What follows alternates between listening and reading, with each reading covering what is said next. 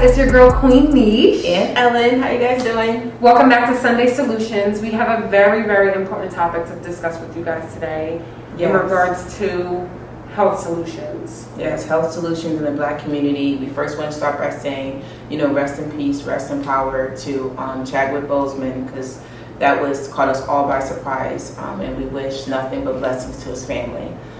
With that being said, we definitely think this is an important topic to discuss, and that's health in the Black community in general, and that's mental health, physical health, just that whole topic. And instead of doing our normal 1, 2, 3, 4, let's list the issues, let's list the solutions, we just want to have a general conversation with you guys because it is that important, and because we lost somebody very powerful, very important to us, very inspiring to us. Definitely more than just an actor. Who probably changed a lot of people's lives, a lot of kids' lives, a lot of children that went to go see Black Panther looked up to him. So it's very disheartening. Yes. Yeah. So first I want to talk about something I experienced today that I didn't expect to feel. So today I thought it was very important to contact a counselor to start having a conversation and letting go of some deep-rooted trauma that I have that I've been holding on to, and I haven't been as aware or ignoring the fact that it's affecting my life. It really is. And my relationships and my work habits and just everything. And so I need to do that. But in doing that, it was so crazy because I really felt like I was doing something wrong, or like fear, or hurt. Like I was bawling, and all I was doing was trying to contact a counselor to have a conversation, to set up an appointment to have a conversation. And just that first step was so overwhelming, so much anxiety ridden, so much fear, and just like, yeah, but you should be able to do it yourself, me talking to myself in my head. And it just really hit home to like, that's not just me. There's got to be more people feeling like that, that I should be able to take care of it myself. I had a toothache.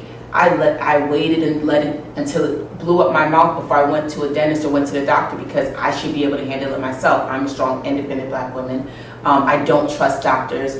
I have predisposed issues and memories in bad situations, and so I'm just going to deal with it and be sick when that's not the solution. So we got to have that conversation. I mean, it's a tough conversation to have because I feel as though in the Black community, a lot of us, especially the women, were looked at as to be like the most strongest, dominant of all species on Earth. For some odd reason, we hold that title, which is great. It is. It is. But at the same time, we have issues, and it's disheartening to know that there's so many people that depend on us that we don't have or feel like we have that same support system when we need help. Exactly. The lack of support shown for us we're always the lowest on the pedestal, like the lowest on anything. I read a study before that had said that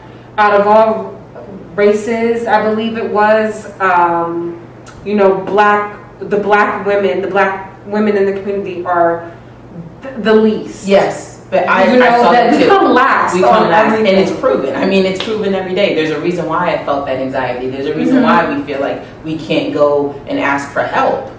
There's a reason why we're dependent on in so many ways, whether it's our family, our work. We are heavily dependent on, and it's not, and it's kind of just past. It's like, oh yeah, of course they're gonna do it. Of course they're strong. Of course they got it. They're them. They're Black. They're women. Come on. And it's like, but y'all not all that weight. No one's acknowledging the amount of weight they're actually putting on us, and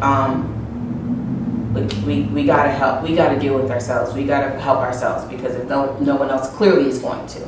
And so that's what I guess the show is also about. It's just being able to take care of yourself. Being able to take care of whether yourself. It's mentally, physically. Yes. We are prone. I believe you even just read a study that said. So basically, the study was racial disparity across incomes, across all over. Black women have a high percentage to die from heart disease, to die from cervical cancer, to die while giving birth. something that we take for granted, something that we feel like, oh, of course, you push out a baby, there's all these doctors around, you got the penicillin, you got the this, you got that epidural, whatever, you got all this stuff to help you, and you just think that it's nothing, but Black women are dying from just something that seems like a normal procedure, an everyday procedure. Because we're not being taken seriously, because we're telling them we have issues, we're having pain, something doesn't feel right, and we're being ignored, because we have fear ourselves with going to the doctor.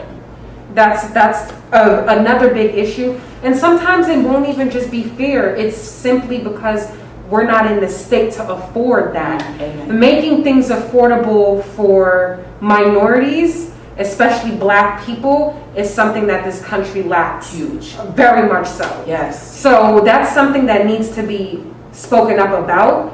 And that's something we need to speak up on for ourselves, because out of every group, Black people are the ones that we don't trust anything that anyone has to say to us. Exactly. We're scared to go to the doctor. We will not put our health first. We'll put the pride, we'll put the money, everything else that doesn't matter, we will put that first. And I feel like a lot of things that are happening today is because we're not speaking up, speaking out in a healthy way about things that are negatively affecting our community. That's, I feel like, is part of the reason of why we're in such a shithole in the country. It's just we have to take accountability for our own feelings, for our own health, for our mental health. And mental health is just not in the white communities. It's not in the Hispanic community. We're the only ones that fear help. Why is that? I mean, we'll come back and we'll let you know maybe some reasons as to why that is and solutions as to how we can get past that, because that's really what it comes down to. How do we get past that? Commercial break.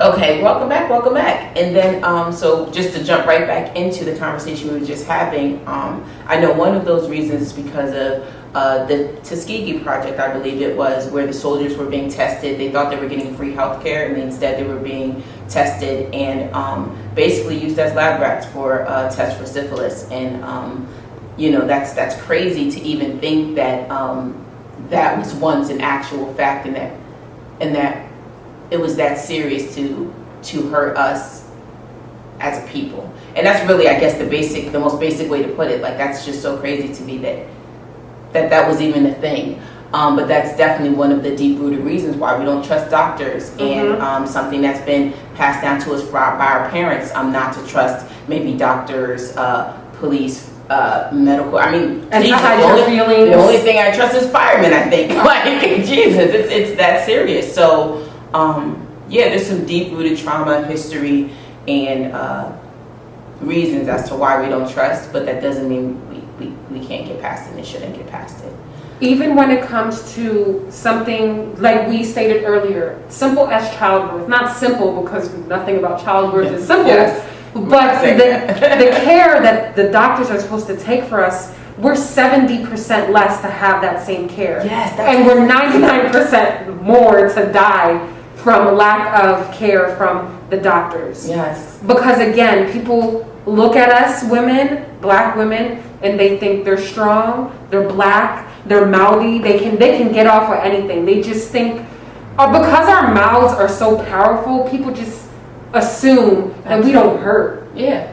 Because we tell you guys like it is, and we speak our mind and don't know, and we don't really hold things back, we're too strong to get help. And that's something that the state of America, the state of everyone, the mind state that Exactly. everyone has of Black kind women of just being embedded in strong, us, yeah. you need to like take that out. Exactly. We are strong.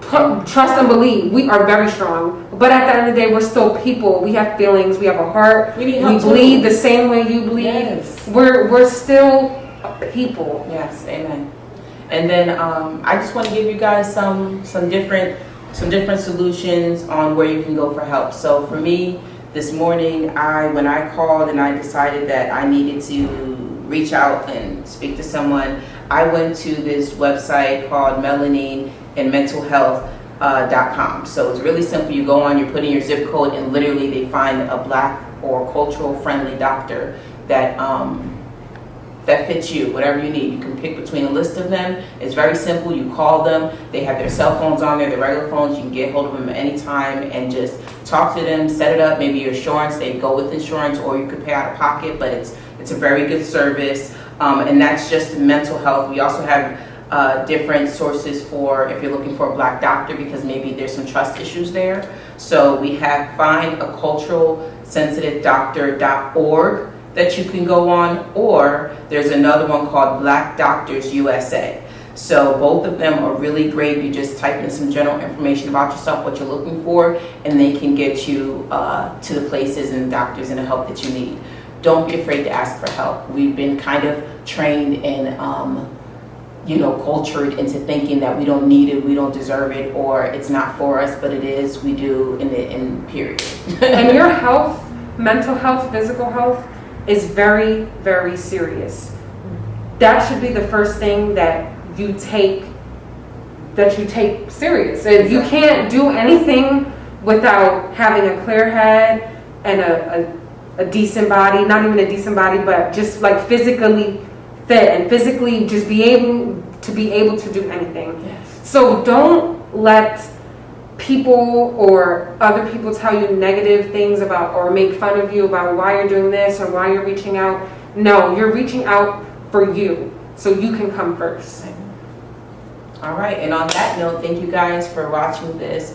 Again, nothing but blessings to Chadwick's family, and we just hope you guys have a blessed Sunday. Thank you.